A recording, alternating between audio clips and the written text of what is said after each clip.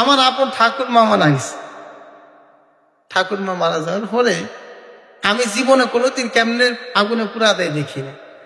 আমার মা আমাকে নিয়ে আমার ঠাকুরমার বাসায় গেছে, যায় দেখি যে ঘরে ঘুমাইছে ঘরের চাদর কাঁথা সহ পেঁচাইয়া বারান্দায় নিয়ে শোয়ায় রাখছে।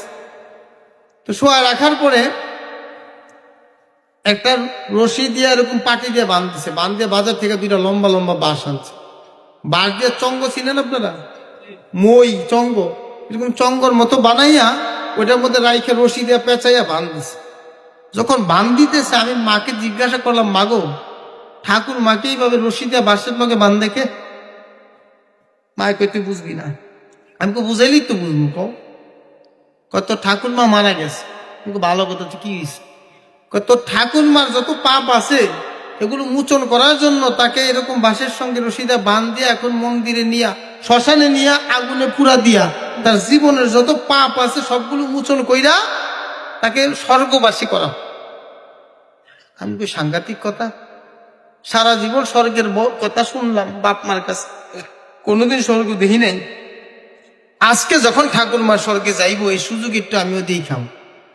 মাকেও বললাম, মাগো ঠাকুর মা যখন স্বর্গে যাইবো আমি কি একটু বাইরে থেকে দেখতে পারবো নি? কয় তুই কি কস, পাগলের কথা, দেখি দেখা যায়নি। আমি তো যখন যাইবো দরজা খুললে যাইবো না, দূর থেকে একটু চুকিতে দেখবো, ভিতরে যাবো। বুঝেন না, মরার উপরে খারার একটা কথা আছে না, সবাই কান্দাকাটিতে ব্যস্ত, আমি করি উল্টা পাল্টা কথা। আমার দমক দিয়ে সরে যা, সরেন দিকে সইরা গিয়া মনে মনে চিন্তা করি এতদিন পরে স্বর্গ দেখার সুযোগ হইলো, এটা কি মিস করুন যায়? আমি কইলাম, মা যাবো। কয় না, যাওয়া যাইবো না। কেন? ওইখানে যাওয়ার পর যে ঘটনা ঘটবে, যে দৃশ্য দেখবা, তুমি বাচ্চা মানুষ ভয় পাইবা, কলজা ভাইটা মইরা যাইবা। মায় আমার ভয় দেখাইতেছে যেত না যাই। বুঝেননি কথা? মায় আমার আরো ভয় দেখাইতেছে যেত না যাই। তো এই কথা কয়ে আমার দূরে সরাই দিব। চিন্তা করলাম এমন কি ঘটনা ঘটবে, স্বর্গেও যাইবো, ভয়ও পাইমু, আবার কলজা ভাইটা মইরাও যাইবো। না, যা করে আল্লাহ, চুপে চুপে জামুই আছে। লাশটা নিয়ে যখন বের হয়েছে আমিও মনে মনে দৌড় দিছি। ছোট তো তখন, ডাইনে যেতে গেলে বামে যেতাম, এটা আমার ছোটবেলার অভ্যাস। দৌড় দিছি, দৌড় দিয়ে গিয়া দেখি কিছু দূর যাওয়ার পরে দেখলাম খই, মুড়ি, চিরা, এগুলোর সাথে তখন 5 পয়সা 10 পয়সা ছিল। দেখছেন না অনেকে?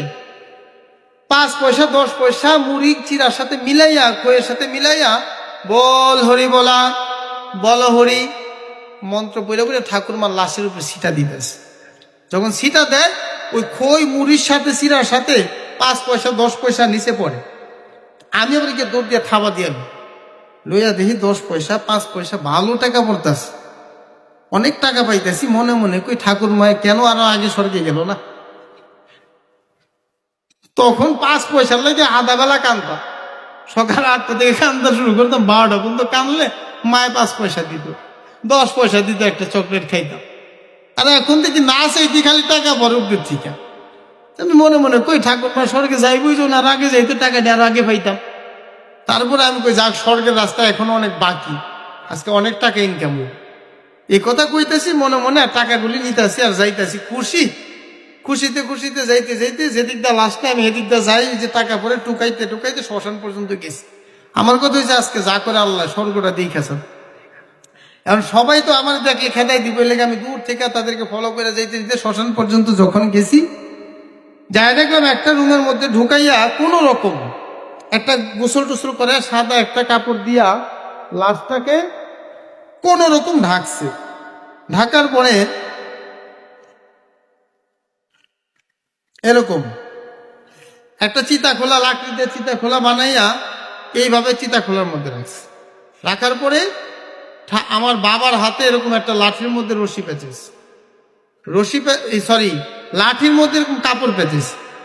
কাপড় পেঁচাইয়া বাবা আর কাকা দুইজনে মিল্লা লাঠিটা ধইরা বল হরি বলাম, বল হরি মন্ত্র কইরা কইরা ঠাকুরের মুখে এমনি যাতা 5 বার অথবা 7 বার যখন যাতা দিছে, ঠাকুরমার চেহারা ছিল সাদা সুন্দর। এই আগুনের তাপে, আগুনের ছেঁকা লাইগা চেহারাটা কালো হয়ে গেছে। তো আগে যাই আমি মনে করেন স্বাভাবিক ছিলাম, কিন্তু যখন দেখলাম এরকম আগুন দিয়ে যাতা দেয়, তখন আমি খুব মনে মনে কষ্ট পাইতেছি যে ঠাকুরমার মুখে কেন বাবা আগুন লাগাইতেছে। দূর থেকে তাকায় তাকায় দেখতেছি আর ভাবতেছি কেন আগুন লাগে। তো ভাবছিলাম ওই পর্যন্ত শেষ বাবা, কিন্তু যখন দেখলাম ঠাকুরমার ওই চিতা খোলার নিচের দিক থেকে আগুনটা ধরায় দিছে, শরীরের মধ্যে পাতলা কাপড়টা যখন পুড়ে গেছে, পুড়ে যাওয়ার পর ঠাকুরমার দেহটা একেবারে উলঙ্গ। যখন কাপড়টা পুড়ে গেছে, ঠাকুরমার দেহটা উলঙ্গ অবস্থায় এরকম চিতা খোলার মধ্যে। আচ্ছা এখন আপনারা বলেন বাবা, আমি কোনো ধর্মের কথা বলি না, স্বাভাবিকভাবে চিন্তা করেন আপনাদের কারো মার দেহ যদি জীবিত হোক আর মৃত হোক যদি উলঙ্গ অবস্থায় থাকে, এটা কি কোনো সন্তান দেখতে পারে?